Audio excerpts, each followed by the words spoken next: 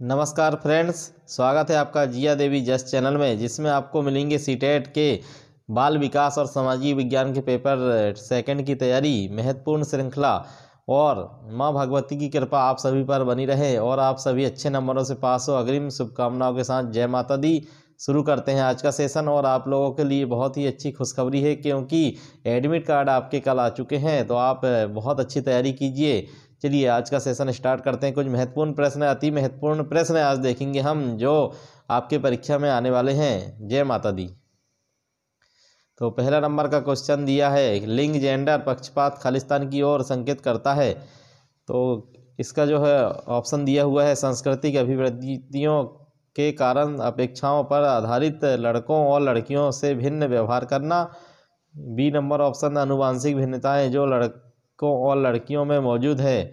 सी, स्त्रियोचित व पुरुषोचित विशेषताओं में सापेक्षिक रूप से स्वयं का बोध। या फिर डी नंबर का, अपने स्वयं विज्ञान के कारण लड़कों और लड़कियों के बीच भिन्नताओं की स्वीकृति। तो इसका राइट आंसर चला जाएगा ऑप्शन ए के साथ, सांस्कृतिक अभिवृत्तियों के कारण अपेक्षाओं पर आधारित लड़कों और लड़कियों में भिन्न व्यवहार करना जो है जेंडर पक्षपात की ओर इशारा करता है।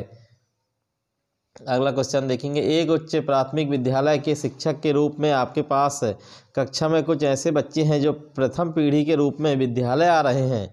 आपके द्वारा निम्नलिखित में से किसे किए जाने की संभावना सर्वाधिक है। मतलब उनके परिवार से आज तक कोई विद्यालय नहीं आया है और वो पहली बार स्कूल आ रहे हैं, उनके जो पीढ़ी बीत गई है उसमें।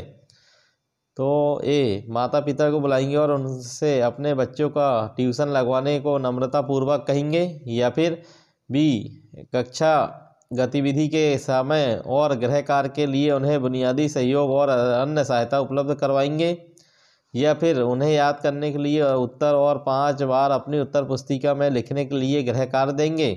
या फिर बच्चों से कहेंगे कि उनमें आगे पढ़ने की क्षमता नहीं है और उन्हें अपने माता पिता के काम में सहायता करनी चाहिए।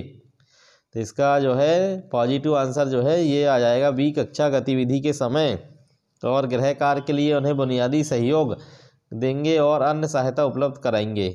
नेक्स्ट क्वेश्चन पे ध्यान रखना है, आपको पॉजिटिव वाला ही आंसर लगाना है। समान आयु के बच्चों में भी आकृति, योग्यता, स्वभाव, रुचि, प्रवृत्ति और अन्य बातों में बहुत अंतर होता है। इस संदर्भ में विद्यालय की क्या भूमिका है। तो इसका जो है ऑप्शन दिया हुआ है, सुनिश्चित करना कि प्रत्येक बच्चे को अपनी क्षमताओं के अनुसार विकास के अवसर मिले। या फिर बच्चों के आकलन के लिए नियामक मानक स्थापित करना। या फिर सुनिश्चित करना कि शिक्षक मानकीकृत निर्देशों और पाठ्यपुस्तकों का उपयोग करें। या फिर सुनिश्चित करना कि सभी बच्चों का विकास एक ही प्रकार से हो। तो इसका ऑप्शन चला जाएगा ए के साथ, कि सुनिश्चित करना कि प्रत्येक बच्चे को अपनी क्षमताओं के अनुसार अवश्य विकास के जो है उसे अवसर मिलना चाहिए। नेक्स्ट क्वेश्चन देखेंगे, एक समावेशी कक्षा में किसी शिक्षिका की महत्वपूर्ण जो है सबसे महत्वपूर्ण भूमिका क्या है। तो कक्षा में ऑप्शन दिया हुआ है, कक्षा के लिए ऐसी योजना बनाना कि प्रत्येक बच्चा समान गति से आगे बढ़े। या फिर यह सुनिश्चित करना कि शिक्षिका कक्षा को मानक निर्देश दे रही है। या फिर बच्चे के माता पिता के व्यवसाय को जानना ताकि शिक्षिका प्रत्येक बच्चे के भावी व्यवसाय को जान सके। या फिर सुनिश्चित करने की प्रत्येक बच्चे को अपनी संभावना को प्राप्त करने का अवसर मिले। तो इसका राइट आंसर चला जाएगा डी नंबर का, सुनिश्चित करने की प्रत्येक बच्चे को अपनी संभावना को प्राप्त करने का अवसर मिलना चाहिए। नेक्स्ट क्वेश्चन, अपनी कक्षा के बच्चों को उनकी अपनी अवधारणा के बदले में आप किस प्रकार सहायता करेंगे। तो ऑप्शन दिया हुआ है, अवधारणा के बारे में बच्चों को अपनी समझ को व्यक्त करने के अवसर देकर।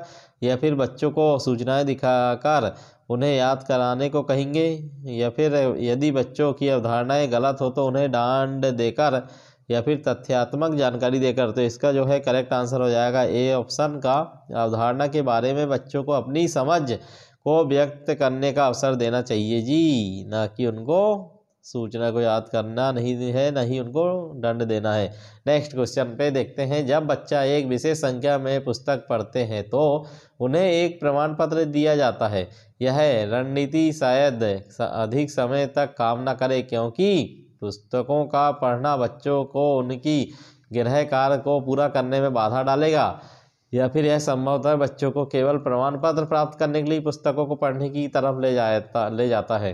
या फिर ऑप्शन दिया हुआ है, पुस्तकालय में बहुत अधिक पुस्तकों को खरीदने की आवश्यकता होगी, अथवा डी ऑप्शन दिया हुआ है कि जब अधिक संख्या में बच्चे पढ़ना शुरू कर देंगे तो बड़ी मात्रा में प्रमाण पत्र देने होंगे।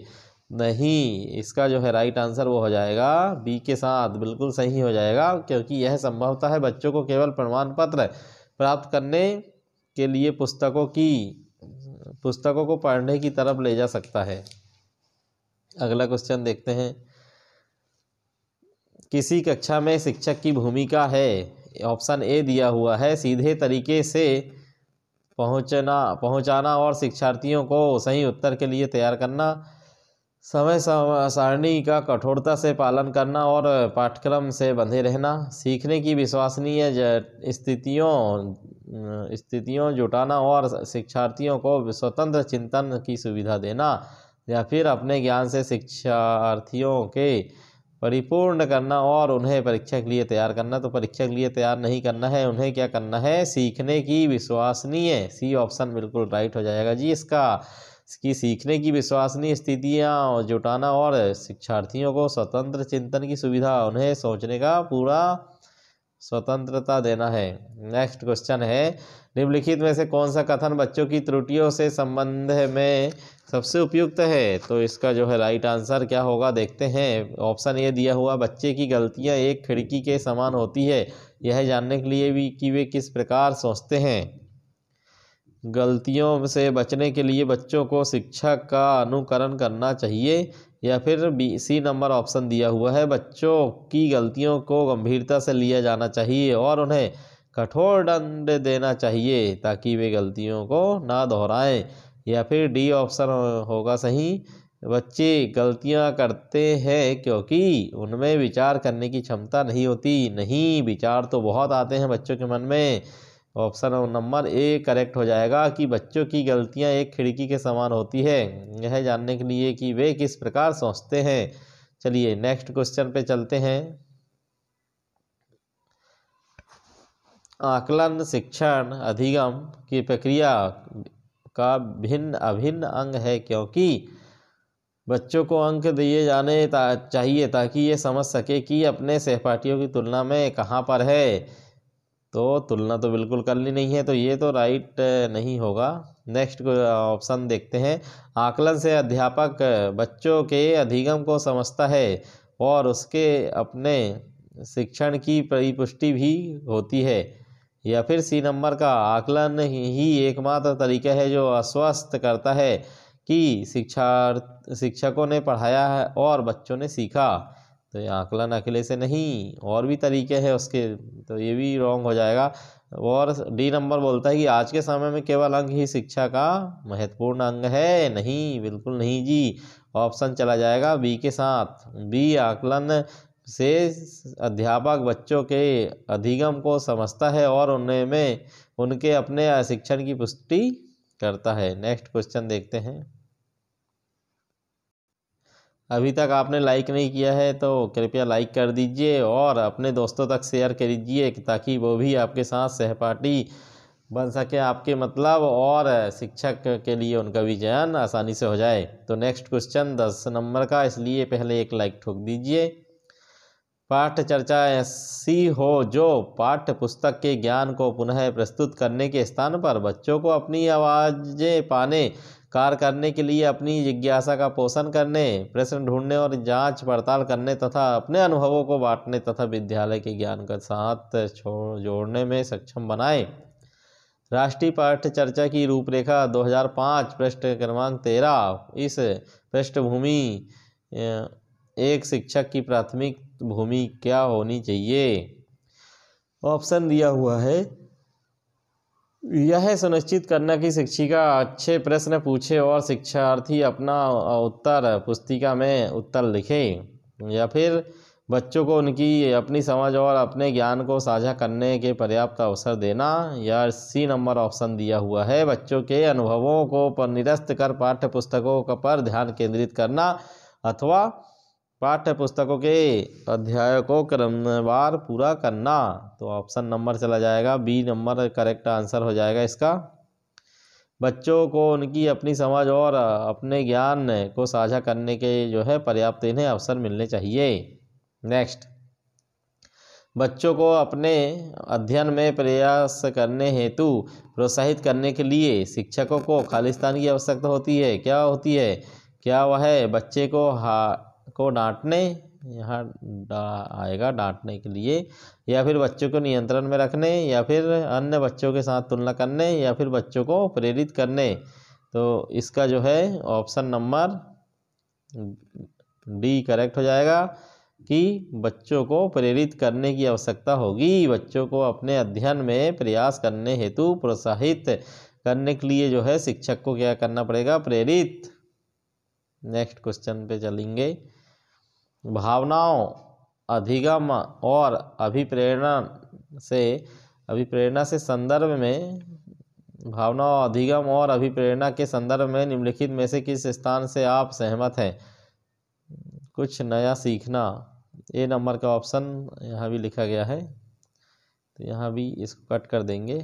नीचे देखेंगे, कुछ नया सीखना इस पर निर्भर करता है कि उसमें हम कितने निपुण हैं, या फिर सीखने के लिए भावनाओं को अलग रख देना चाहिए, या सी नंबर का प्रेरणा और सीखने के साथ भावनाएं घनिष्ठ रूप से जुड़ी है, या डी नंबर का सीखने के लिए अभिप्रेरित करने में भावनाओं की कोई भूमिका नहीं होती। तो इसका जो राइट आंसर हो जाएगा कि प्रेरणा और सीखने, सी नंबर के साथ चला जाएगा। प्रेरणा और सीखने के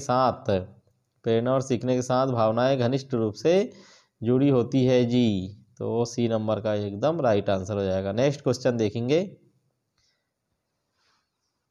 बहुविकल्पी प्रश्न बच्चों की खालिस्तान की योग्यता का आकलन करते हैं। किसका आकलन करते हैं? क्या वह सही उत्तर का प्रत्यास्मरण करने, या फिर सही उत्तर का निर्माण करने, सही उत्तर की व्याख्या करने, सही उत्तर की पहचान करने। बहुविकल्पी प्रश्न जो है बच्चों की योग्यता का खालिस्तान रूप से आकलन करने। कौन से आकलन के लिए? तो इसका जो है राइट आंसर वो चला जाएगा डी के साथ, सही उत्तर की पहचान करने। क्योंकि आप भी यहाँ जो चल रहा है सेम ऐसे ही क्वेश्चन वहाँ पूछा गया है कि सही उत्तर इसमें से पहचानना है आपको। बहुविकल्प मतलब विकल्प दिए हुए हैं और आपको उसकी पहचान कर आंसर देना है। तो इसका जो है ऑप्शन चला जाएगा डी के साथ, सही उत्तर देने की पहचान करने। नेक्स्ट क्वेश्चन, सामाजिकरण की प्रक्रिया में शामिल नहीं है। क्या शामिल नहीं है? कौशल का अर्जन, मूल्यों और विश्वासों का अर्जन, या फिर आनुवंशिक संरचना, या फिर एक सांस्कृतिक रीतियों और मापदंडों को सीखना। तो इसका जो राइट आंसर हो जाएगा वो हो जाएगा कि आनुवंशिक संरचना। नेक्स्ट क्वेश्चन देखते हैं। मानसिक संरचनाएं जो चिंतन के निर्माण प्रखंड है, इसके लिए पियाजे ने किस पद का प्रयोग किया है? तो पियाजे जी का जो है इसमें बोला गया है विकास के क्षेत्र, जीन, या फिर परिपक्व खंडन, और फिर स्कीमा। तो इसका जो है स्कीमा आ जाएगा। पियाजे जो है स्कीमा के बारे में बताते हैं, अवधारणाएं होती है इसका मतलब। नेक्स्ट क्वेश्चन पे चलेंगे। वाइगोस्की के अनुसार बच्चे स्वयं से क्यों बोलते हैं? वाइगोस्की के अनुसार बच्चे स्वयं से क्यों बोलते हैं? बच्चे अपने कार्य को दिशा देने के लिए बोलते हैं, या फिर बच्चे अपने प्रति वयस्कों का ध्यान आकर्षित करने के लिए बोलते हैं, या सी नंबर का बच्चे स्वभाव से बहुत बातूनी होते हैं, या फिर बच्चे अहम केंद्रित होते हैं। तो इसका जो है ऑप्शन क्या हो जाएगा आप बताइए। जब तक सब्सक्राइब जिन्होंने नहीं किया है वो जिया देवी जस चैनल को सब्सक्राइब कर ले, क्योंकि टीचर बनने के बहुत ही इसमें अनेक प्रकार के साधन उपलब्ध करवाए जाने हैं। तो अभी से इसको सब्सक्राइब कर लें और अपने दोस्तों तक शेयर कीजिए। तो इसका जो करेक्ट आंसर हो जाएगा, बच्चे अपने कार्य को दिशा देने के लिए बोलते हैं। वाइगोस्की नियम के अनुसार जो है बच्चे स्वयं से क्यों बोलते हैं? कि बच्चे अपने कार्य को दिशा कर देने के लिए बोलते हैं। इसका राइट आंसर हो जाएगा। और अब हम नेक्स्ट वीडियो में इसके आगे का सॉल्व करेंगे। सीटेट पीजीटी के भी ऑल टीजीटी के लिए अच्छे नंबरों से पास होने के लिए अग्रिम शुभकामनाएं। और जिया देवी जस को जिन्होंने सब्सक्राइब नहीं किया है सब्सक्राइब कर लें, अपने फ्रेंडों तक शेयर कीजिए। ओके, थैंक यू, धन्यवाद, जय माता दी।